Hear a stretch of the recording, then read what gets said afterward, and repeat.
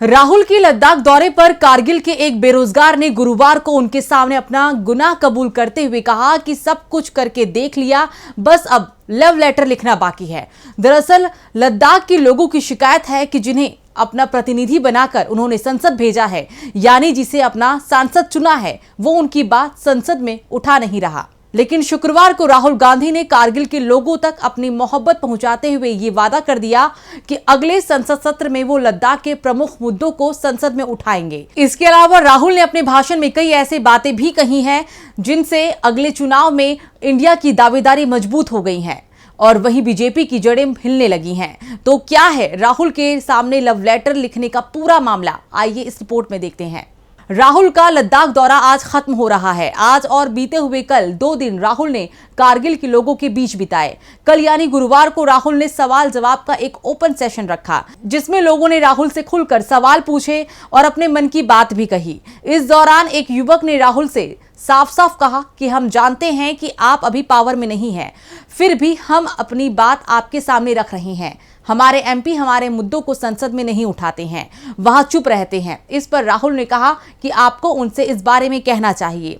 तो उस युवक का जवाब था कि हमने भर भर के फाइल्स लिखकर उनके पास भेजी हैं, बस अब लव लेटर देना बाकी है और कुछ छोड़ा नहीं है। दिए हुए मेमोरेंडम इतने पढ़ों के फाइल भर भर के हमने उसके पास मेमोरेंडम सबमिट किया था।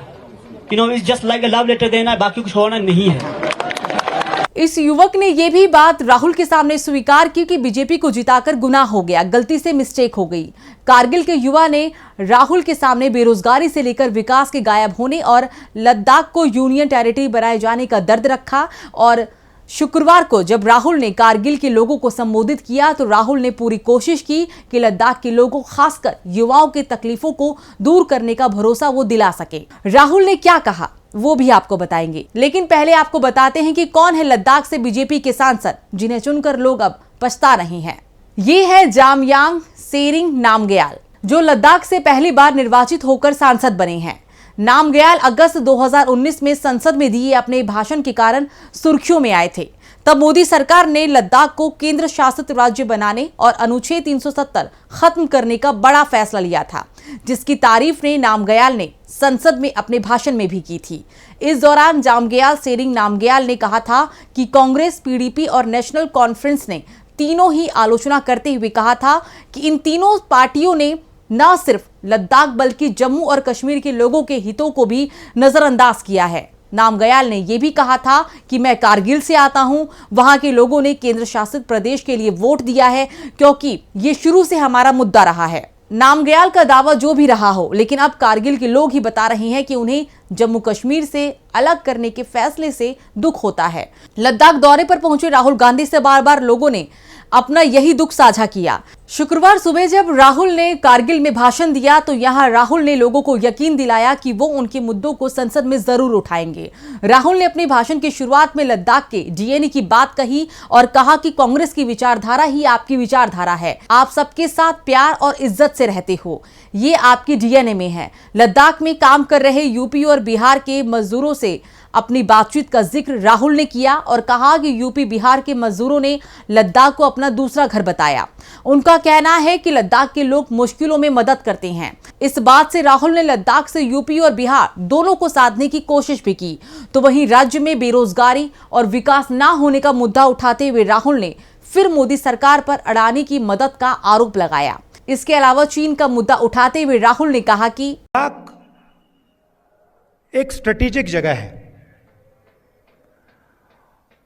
और यहां आने पर, खासतौर से जब मैं पैंगोंग लेक में था, तो एक बात बिल्कुल साफ है कि चाइना ने हिंदुस्तान की जमीन ली है।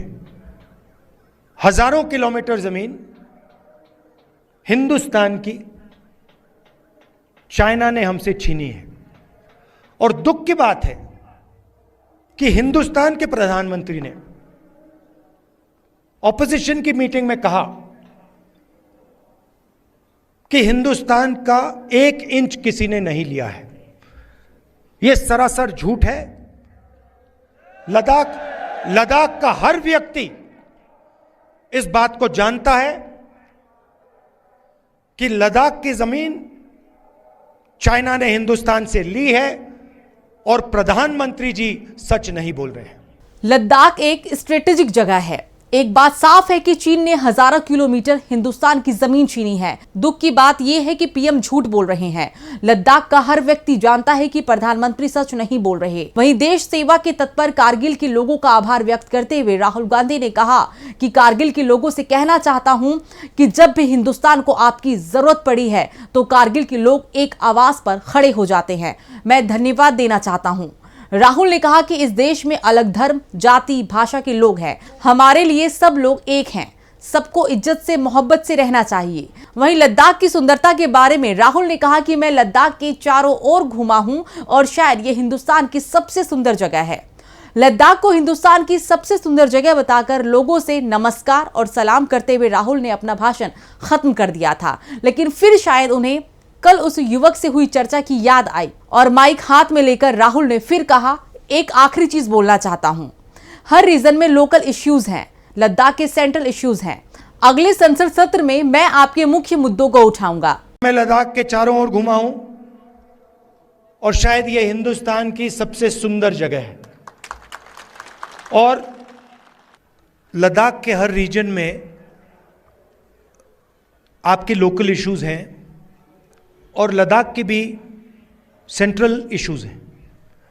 और मैं आपको कहना चाहता हूं कि अगला जो पार्लियामेंट सेशन होगा उसमें मैं आपके जो मेन मुद्दे हैं उनको पार्लियामेंट में आपके लिए उठाऊंगा। तो इस तरह अपने एक हफ्ते के दौरे के आखिरी दिन राहुल ने लद्दाख के लोगों से वादा कर दिया कि अगले संसद सत्र में बीजेपी सांसद लद्दाख के लोगों के मसले संसद में उठाएं या ना उठाएं, लेकिन राहुल गांधी उनकी बात को जरूर पहुंचाएंगे। राहुल के इस वादे के साथ ही इंडिया की दावेदारी 2024 के लिए और मजबूत हो गई है। कल भी राहुल ने कहा था कि अभी राजस्थान, मध्य प्रदेश, छत्तीसगढ़ और तेलंगाना में विधानसभा चुनाव जल्द होने वाले हैं और चारों के चारों राज्यों में कांग्रेस पार्टी चुनाव जीतेगी। बीजेपी का डाउनफॉल होगा। हमारे चैनल से जुड़े रहने के लिए YouTube पर टाइप करें DB लाइव, सब्सक्राइब बटन को क्लिक करें और बेल आइकन को दबाना न भूलें ताकि खबरें आप तक पहुंचती रहें। देखते रहिए DB लाइव, क्योंकि यहां हैं खबरें लगातार। हमारे चैनल से जुड़े रहने के लिए YouTube पर टाइप करें DB लाइव, सब्सक्राइब बटन को क्लिक करें और बेल आइकन को दबाना न भूलें ताकि खबरें आप तक पहुंचती रहें।